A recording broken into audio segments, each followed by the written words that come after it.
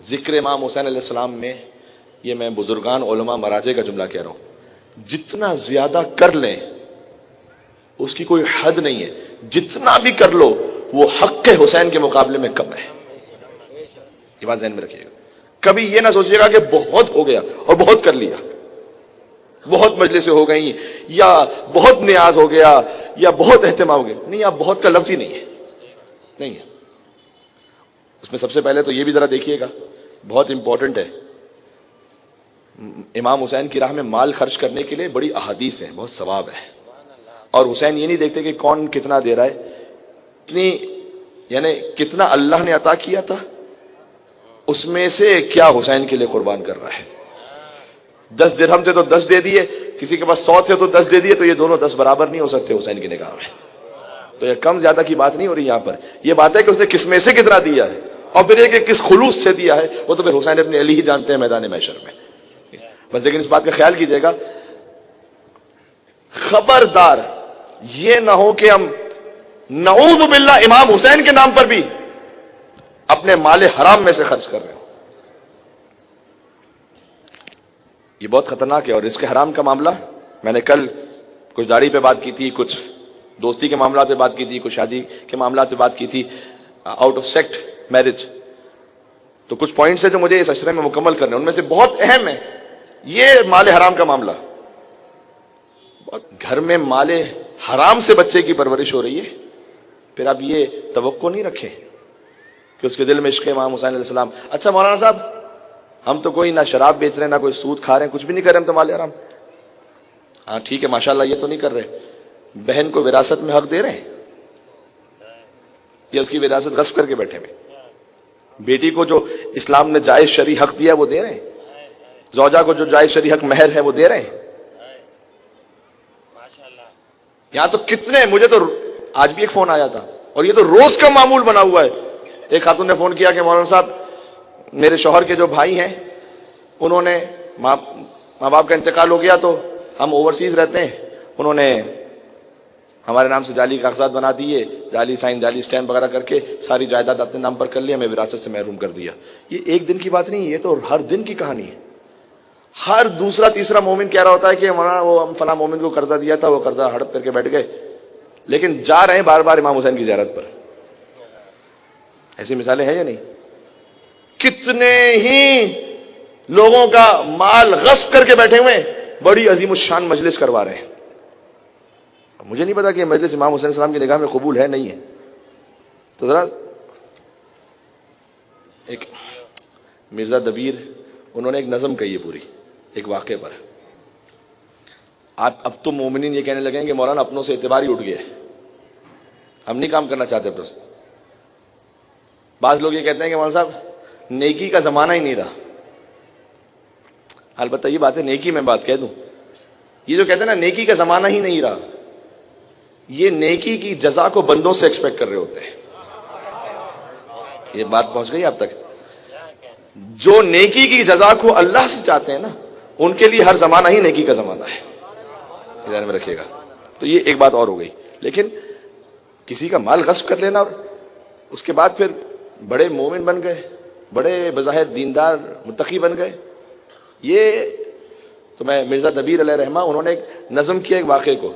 امام حسین کے سب سے بڑے عزادار ہیں علی ابن الحسین زین العابدین سید الساجدین علیہ الصلوۃ والسلام. مل کے صلوات بھیجیے گا. اللہم صلی اللہ علیہ وسلم.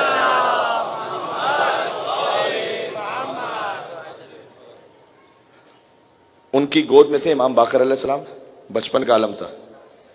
امام سجاد کے بعد جو امام کربلا میں ہے وہ امام باقر ہے. ٹھیک ہے، تو دونوں وہ امام جو کربلا میں تھے، ان سے بڑھ کر کوئی عزادار نہیں ہے. اب دیکھیے گا عزاداری میں کون سا پیسہ قبول ہوتا ہے. ایک شیعہ آیا امام کے پاس کچھ نظر لے کر کہ مولا آپ کی خدمت میں کچھ درہم پیش کرنا چاہتا ہوں. امام نے وہ درہم رکھ دیے. امام باقر گود میں تھے، کھیلنے لگے، بظاہر بچپن کے عالم میں کھیل رہے ہیں. ایک درہم لے کر ایک طرف پھینک دیا امام نے. اچھا وہ یہ سمجھا محب کے جیسے بچے کھیلتے کھیلتے پھینک دیتے ہیں، تو وہ گیا، اس نے پھر وہ درہم اٹھایا، اس میں ملا دیا. امام باقر پھر کھیلنے لگے، پھر ایک وہی درہم جدا کر دیا. دوسری مرتبہ اس نے ملایا, امام پھر کھیلنے لگے, پھر وہی درہم جدا کر دیا.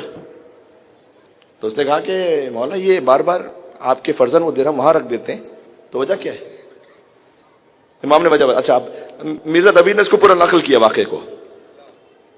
ایک دن پدر کی گود میں تھا وہ فلک مقام, آپ بولیے گا میرے ساتھ, ایک شیعہ لایا نظر درہم پے امام, اور سجاد کے حضور وہ درہم رکھے تمام, اور درہم سے کھیلنے لگا فرزند نیک نام, درہم سے کھیلنے لگا فرزند نیک نام.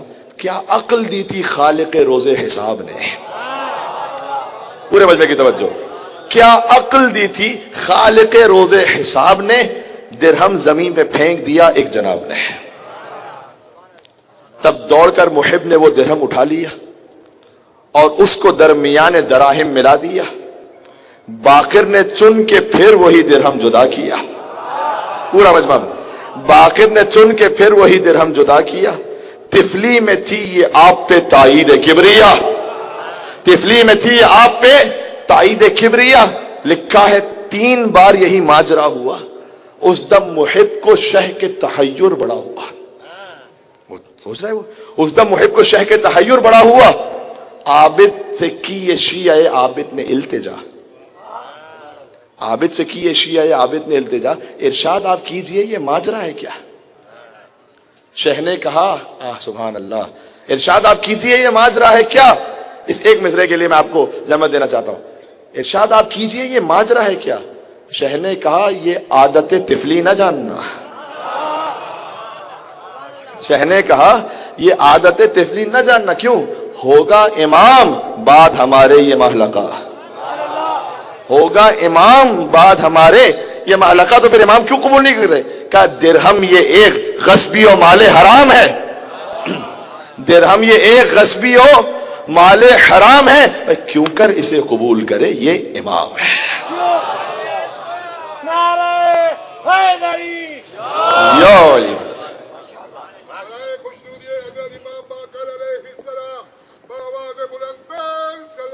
اللہم صلی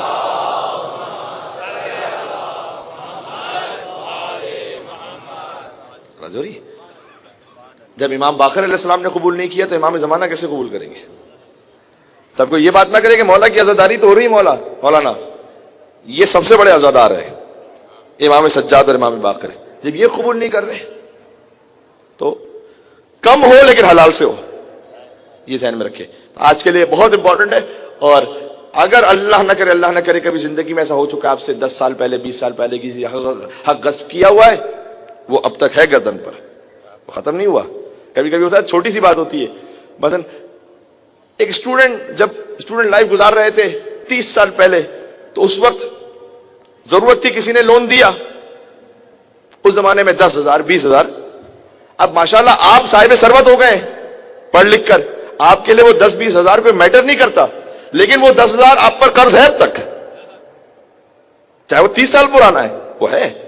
یا تو مصالحت کر لیجئے یا اسے ادا کیجئے.